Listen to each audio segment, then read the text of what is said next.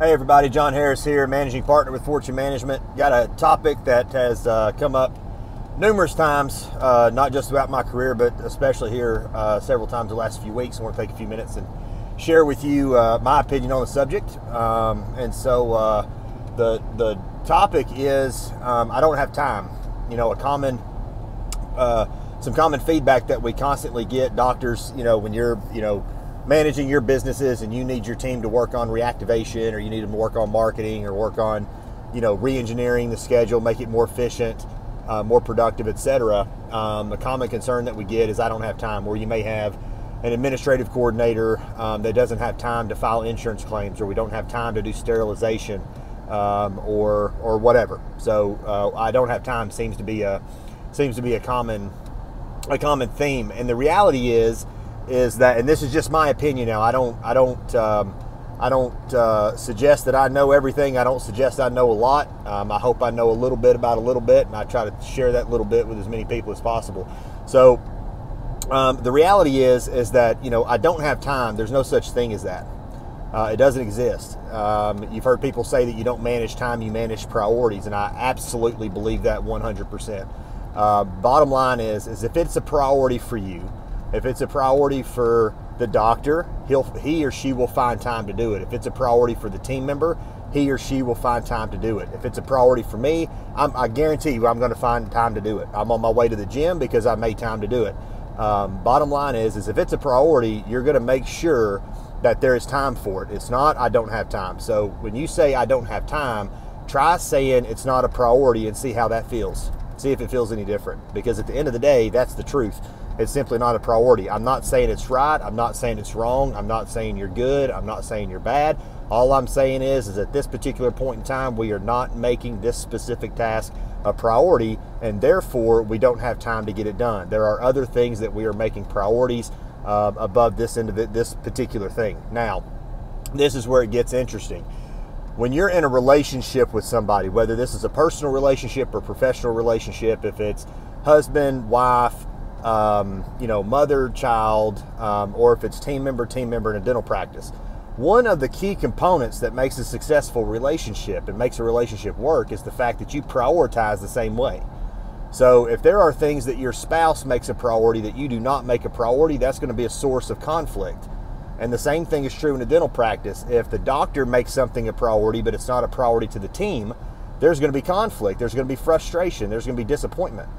And so the key is you've got to make sure that you are very clear about what the priorities in your organization are. You've got to be very clear about why those things are important, what the benefits and the consequences are if those things do or do not take place, and make certain that everybody is prioritizing in the same way. There's a general rule of thumb that I coach in the practices that I work with, and it's essentially this.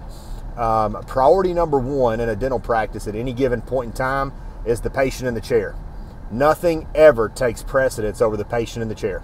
Or if you work in the administrative or the business office, the patient on the phone or the patient standing in front of you. That is priority number one. Nothing takes precedence over that. If you're dealing with a patient, if you've got a patient on the phone and the doctor comes up behind you and asks you a question, you continue to give your attention to the patient on the phone. If you've got a patient standing at the front desk checking in and the phone rings, whatever you do, do not tell that patient to hold on and pick up the phone and answer the phone. I agree. The telephone is a lifeline to new patients. 100% advocate for that. If you're so busy that you don't have time to field phone calls, then there's something else going on there that we need to spend some time to discuss and resolve. But the bottom line is whoever has your attention now, whoever is in the chair right now, whoever is on the phone right now, whoever is standing in front of you right now, that is priority number one for you right now. Now, let's say, for example, you're a hygienist and it's 11 o'clock and your 11 o'clock patient fell off the schedule. Now what do you do? Where do you take, if you're on a 60-minute hygiene schedule, now what do you do with the 60 minutes that just became available? How do you invest that time? And, by the way, time is something that you invest, okay? This is a different conversation, but there are three things that you can invest in this life. You can invest your time, you can invest your treasure, and you can invest your talent. And wherever you invest those things, you want to make sure that you get a positive return. Wherever you're investing your time, in a employer-employee relationship in a career field, you want to make sure that that investment gives you a return. Wherever you're investing your money, obviously in your IRA, your 401k, in your business, real estate, you want to make sure that you're getting a positive return. Wherever you invest your talent, if you volunteer your time on the weekends, if you do the Mid-South Mission of Mercy or the Georgia Mission of Mercy, or you do things like Freedom Day that we do with a lot of our clients across the country, that's an investment of your talent. You're taking your skill, your gift, and you're volunteering that. You're investing it in a good cause. And there is no greater return than that, in my opinion. So priority number one at any given point in time is the patient in the chair, the patient on the phone, or the patient standing in front of you at the front desk. Priority number two is get a patient in the chair, on the phone, or at the front desk. It makes perfect sense, because if the top priority in your practice is the patient in your care right now, then it's clearly the getting a patient in the chair is priority number two, because that's the very first thing, and that's the only thing that's going to immediately turn around and put a patient in your care. So priority number one is take care of the patient that's with me right now. Priority number two is get a patient to take care of. So what does priority number two look like? It looks like hygiene reactivation. It looks like treatment reactivation, finding patients who have fallen out of our ReCare program, calling those patients, encouraging them and influencing them to schedule their hygiene appointment to make their oral health a priority, and get them back in. Finding the patients who have not completed treatment plans, call them, get them on the phone, and encourage and influence them to get the treatment scheduled. Marketing.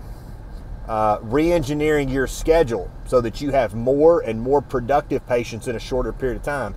I posted a video a week or so ago about scheduling the goal and how we prioritize the time in the schedule. So we want to find the biggest patient need, the patient that is at the most risk of spending more time, more money, and experiencing pain. We want to find as many of those patients as possible and take care of those patients as soon as possible.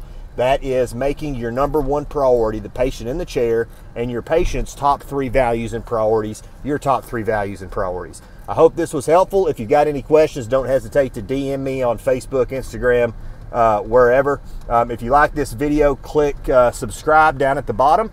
Love to have you tune in on any future posts that I do on our YouTube channel. Until next time, y'all have a great day.